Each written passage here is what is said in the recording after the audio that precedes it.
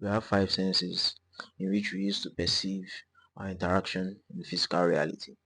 These senses are sight, smell, hearing, taste, and touch. But there's a sixth sense also, and that sense is the sense of feeling, your mood.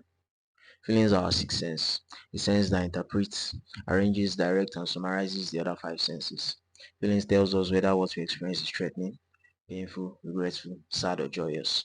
Feelings are our reaction to what we perceive, and in turn, they color and define our perception of the world.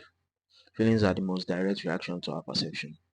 When we actually attune to our feelings, we build a healthy relationship with ourselves. Because who is more qualified to understand your needs and wants other than the individual who is uniquely experiencing themselves in a manner only they can?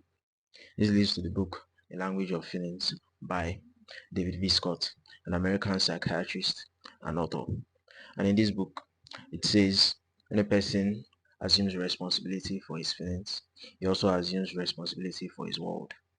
What we feel about anything reflects our history and development, our past influences, our present turmoil, and our future potential. To understand our feeling is to understand our reaction to the world around us. Without an awareness of what our feelings mean, there is no real awareness of our life. Our feelings summarize what we have experienced and tells us if it is pleasurable or painful. An analogy I will use for this is Zuko's character arc in Avatar, The Last Airbender. Zuko was an exiled prince of the Fire Nation. At 13, his father, Fire Lord Ozai, challenged him to an Agni Kai for speaking out of turn at a meeting and for refusing to even fight during the duel. Zuko was exiled by his father. To reclaim his lost honor, Zuko made it his mission to capture the Avatar, to prove his worth to the Fire Nation, and then in turn his father. And then even when he was accepted back into the Fire Nation as a hero for allegedly killing the Avatar in season 2, after the aftermath of the event in season 2, rather, he realized that he was still in pain. He achieved what he thought would make him feel worthy, but the pain remained. It was until he finally was honest with his feelings that he then discovered that he was angry with himself. He resented himself.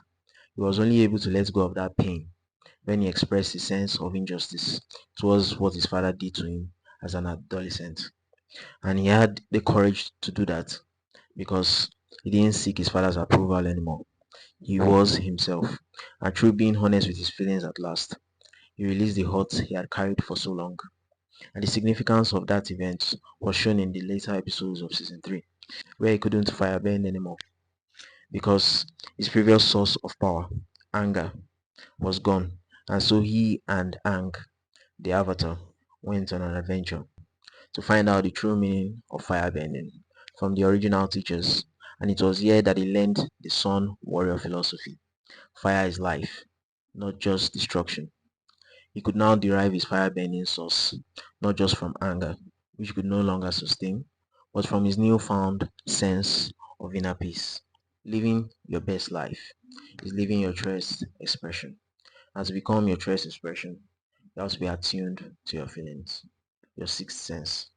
There's a saying by Leonardo da Vinci: learn how to see. Realize that everything connects to everything else. Learn to understand the language of your feelings. Any aspiring, self-directing individual must be attuned to their feelings and in turn their inner world. A leader is a servant. It is only those who can serve themselves well that can lead themselves properly and in turn be a responsible, self-directing individual.